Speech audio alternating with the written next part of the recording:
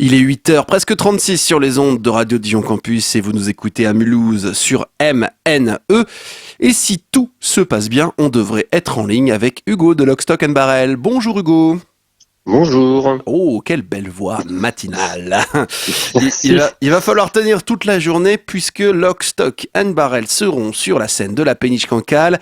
C'est ce soir, c'est à 21h pétante les amis, c'est un concert mais c'est aussi une émission de radio, ce qui fait que ça commence à l'heure. Fini de se dire, 21h, ça commence pas avant 21h30, non, 21h, c'est Canal Cancale, et oui évidemment, de l'interview, du live, et LSB, Lock, Stock & Barrel. Donc on avait évidemment Crosby, Stills & Nash, on avait Medeski, Martin & Woods, on avait Emerson, Lake & Palmer, on pourrait continuer longtemps comme ça, mais là, Lock, Stock & Barrel, évidemment. Trio fondé, tu m'arrêtes Hugo si je raconte des bêtises, vas-y. 2016. À tes côtés, Marven à la basse et Albin à la batterie. Vous avez sorti, votre dernière sortie, c'est un EP qui s'appelle Lies en 2021. Est-ce que j'ai bon ?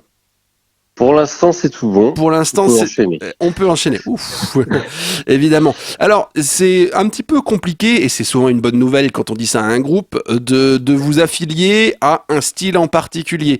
On sent des influences qui viennent à la fois directement des années 70, mais on sent qu'il y a des choses beaucoup plus larges, voire même, et tu le déclarais à nos confrères du bien public, des influences classiques dans certains arrangements. Alors, attention, ne vous attendez pas à des déferlantes de violon, des cuivres et des timbales, c'est pas le propos, mais par contre dans la manière de construire les morceaux il y a des choses qui viennent tout droit de ça.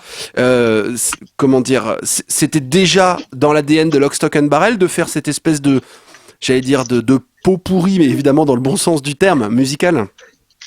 Alors, ça vient depuis un moment, puisque dans les premiers groupes dans lesquels je jouais, qui étaient beaucoup plus axés rock 70s, c'était souvent un peu le sujet de friction avec les autres membres du groupe. Ils disaient ouais c'est bien mais c'est trop compliqué. Alors, ils disaient c'est sûr on aime tous les mêmes choses, les Rolling Stones, Hendrix, des choses comme ça, mais je suis sûr avec ce qu'on a nous, on peut essayer d'aller voir plus loin. Et donc j'ai fini par rencontrer des personnes qui étaient prêtes à accepter de partir dans ce délire-là et qui ont apporté leur pierre à l'édifice également. Alors après, effectivement, on fait ça toute proportion gardée. On n'a pas le bagage de musiciens classiques. Et puis ça explique aussi qu'il y a peu de compos qui sortent, qu'on n'a pas un rythme de production très élevé parce qu'on prend beaucoup le temps d'écouter. On essaye d'être on essaye d'avoir du recul sur ce qu'on fait et puis que ça reste digeste, quoi, que ce soit pas non plus que ça soit pas un gloubi-boulga sonore, quoi. Oui. C'est-à-dire que contrairement aux Ramones qu'on a entendu il y a quelques secondes, oui. Effectivement, la formule LSB est un chouïa plus, je sais pas si complexe c'est le mot à utiliser, mais peut-être étoffé. C'est un groupe, et on l'entendra d'ici quelques secondes, vous inviter au voyage aussi, à partir dans plein de directions différentes. Oui. Donc forcément, on s'éloigne un petit peu d'un rock qui serait strictement 70s. Et d'ailleurs, peut-être que cette volonté d'ouvrir un peu le truc, ça vous rapproche d'une certaine scène, je sais pas, prog des années 70, avec des groupes qui sont allés chercher plein d'autres choses, plein d'autres influences, plein d'autres constructions. Ou est-ce que je me trompe en disant ça ? Alors, si, il y a un petit peu de ça, parce qu'on se retrouve avec on a une influence commune qu'on partage. Après, le fait que la sauce est prise, c'est paradoxalement le fait qu'on ait des influences assez différentes. Éloigné, mais c'est vrai qu'on a le King Crimson de la première partie des années 70, ce groupe de rock progressif qui a des albums qui sont tout à fait audibles encore aujourd'hui, contrairement à pas mal de leurs confrères de la grande époque où maintenant c'est vrai que les structures de 25 minutes, non, oui. Ça passe moins. C'est moins radiophonique, on va dire. Mais oui, il y a cette influence-là. Après, il y a d'autres choses qui sont un peu extra-musicales, c'est-à-dire un peu le concept, c'est un bien grand mot, mais d'essayer de maintenir l'auditeur attentif.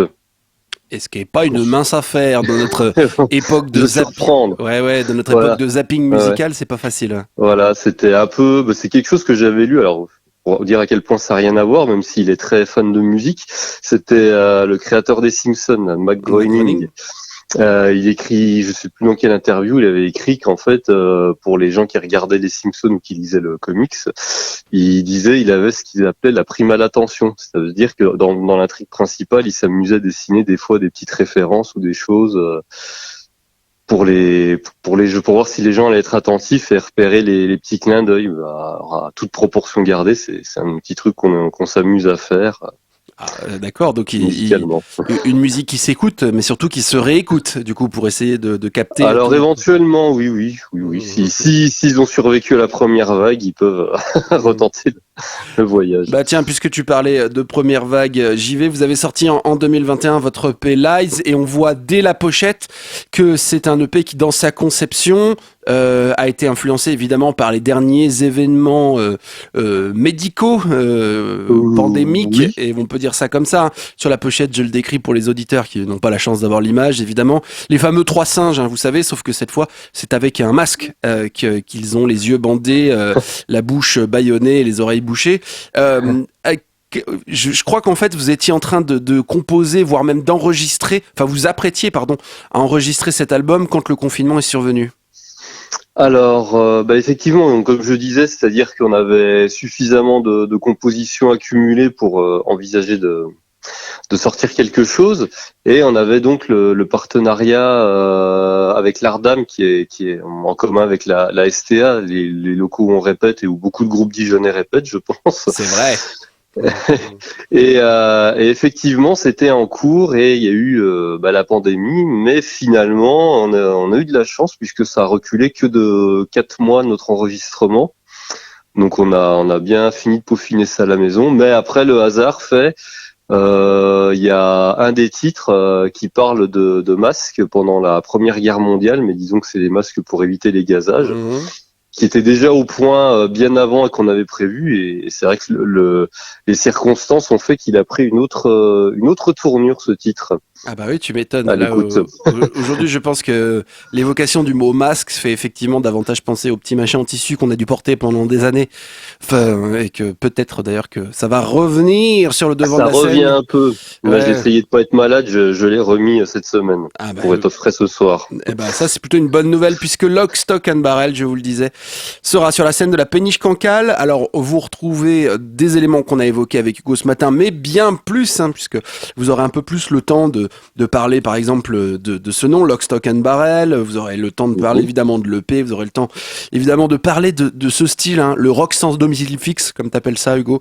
Bref, tout ça c'est à retrouver dans l'interview de ce soir. Merci beaucoup Hugo d'avoir répondu. Merci à vous de nous avoir contactés. Et ben on se retrouve dès ce soir à la Péniche Cancale, 21h, c'est Canal Cancale. Merci. À bientôt.